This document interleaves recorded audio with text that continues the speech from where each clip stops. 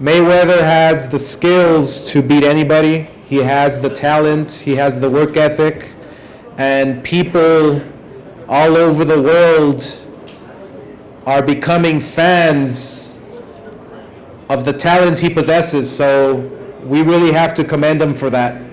He fought a fighter in Shane Mosley that was supposed to be the most dangerous fight of his career, and Mayweather showed us why he's the best. He showed us why he's the best, and before we call up Mayweather and Mosley, I want to introduce you to a fighter who is the future for many years to come. His name is Canelo Saul Alvarez. He comes from Mexico. He's 19 years old, and he has over 35 fights. He's a welterweight. He fought in the semi-main event and was the first fighter to knock out Cotto. So we feel Saul Canelo Alvarez will be the future of boxing for many years to come.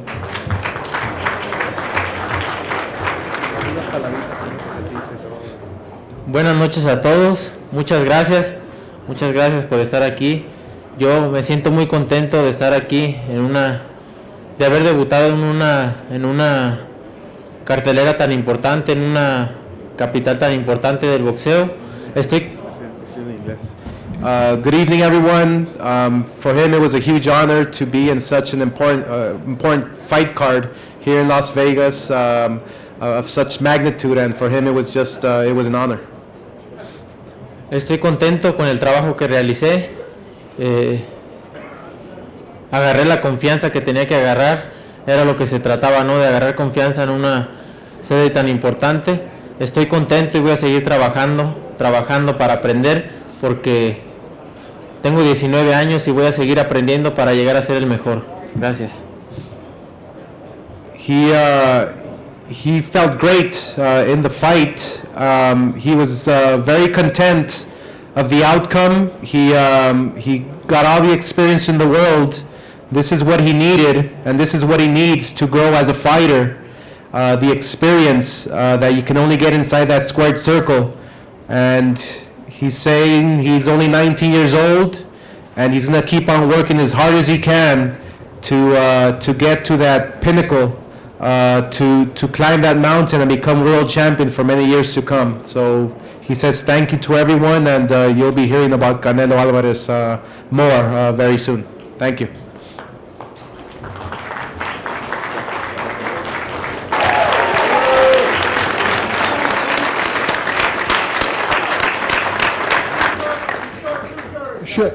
Shane, what did you see when you landed the right hand? What did you see in his eyes and his response, and why weren't you able to capitalize on it a little bit more?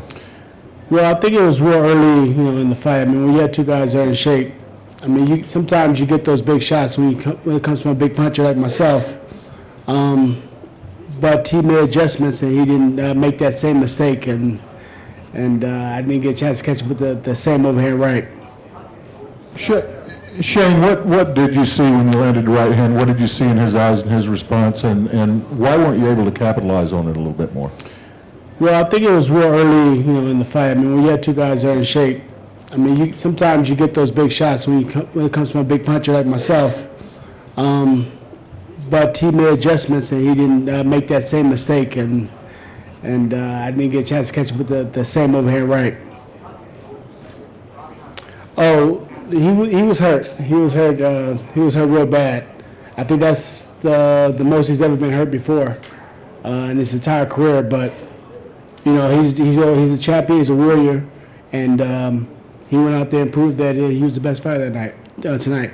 Yes. Was he faster than you anticipated, and were you as aggressive as you wanted to be going in the fight? Well, a lot of times when you're too aggressive, with somebody like a Floyd Mayweather, it can work against you. So I didn't want to be too aggressive. I think that's why I was able to catch him with the shot, because I wasn't just ran in and just throw close to the wind. So I think that's why the shot opened up for me. But you know, he made adjustments, and I just didn't make the adjustments. Tonight, earlier Oscar was speaking about how combinations and a jab are so important in beating this guy. For long stretches, you were throwing one punch at a time. We didn't really see the combinations of the jabs. Was it more what May was doing, or was it were you having a hard time pulling the trigger on him? Yeah, I mean, you know, when I landed that big shot, maybe, you know, got gun hole and went to land another big shot. You know, there was a lot of different things that was going on in the fight that got me a little tight, and I just couldn't pull the trigger like I wanted to. Okay. Floyd Money Mayweather. Congratulations. Thank you. Could you just go through again how you took that right hand away from him? Because it was over after that. He never. Oh, well, he landed, of course, like I said before. Of course, I'm in a contact sport. I mean, out of 41 fights, that was my 41st fight. Anything can happen. You know, this, like I said before, my job is like being a cop. One shot can end your whole career.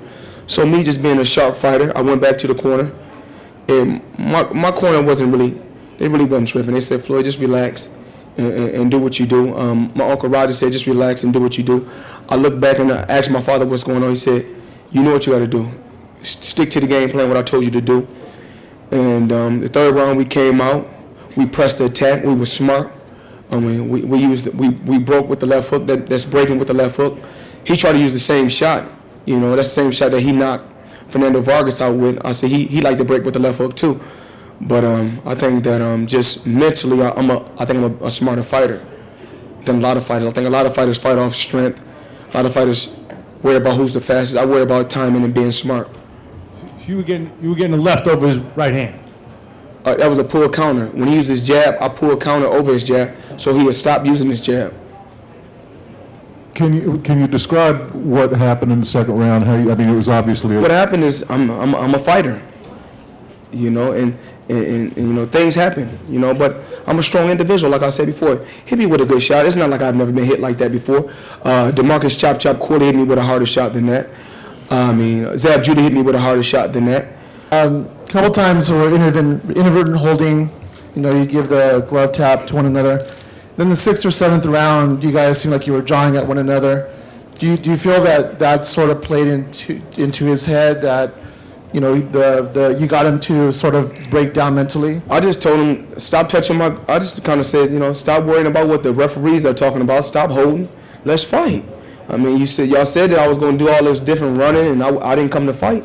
I said, all I was basically saying is, I'm not saying Shane is not a hell of a fighter, because I take my hat off to Shane.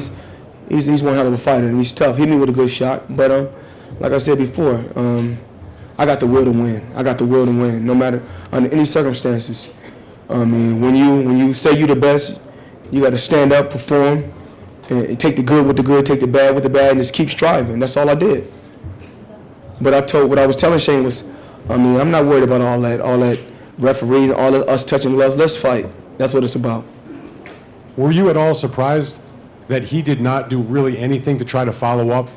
Knowing he obviously knew that he had you at least in a small bit of trouble, that he never really seemed to try to capitalize that. And after that was the moment for him, and it was gone. I think he tried, but it's just me being able to show my versatility and adapt and adjust to any opponent. You know, I was able to just adapt and adjust. And I knew that I was able to, my game plan was going to work. You know, break them down in every which way and turning it into a dogfight if that's what was needed. Let me just ask you about the potential Pacquiao-Mayweather fight. For the good of boxing, for the sake of boxing, to continue to cement your legacy, doesn't that fight have to happen?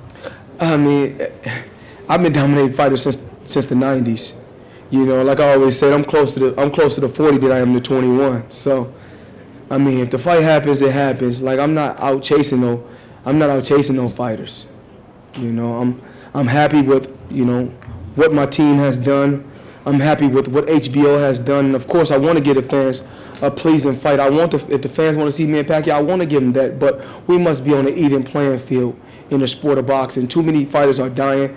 Too many families are getting hurt in the sport of boxing. Just like Mosley, I said, you know, in the past, he was, of course, you know, got in trouble for being on enhancement drugs. So I said, listen, we can make the fight happen, Mosley, if both me and you have to take random urine and random blood. As right now, USADA's, I don't know where USADA's back there. And that's what took me so long to come out, because I had to give him a certain amount of urine. Then, like 55 minutes from now, I got to let him draw blood just to show the world that I'm a clean athlete. You know, I'm doing it the old-fashioned way, that I'm the best, and I don't have to take no enhancement drugs. I don't have to take nothing.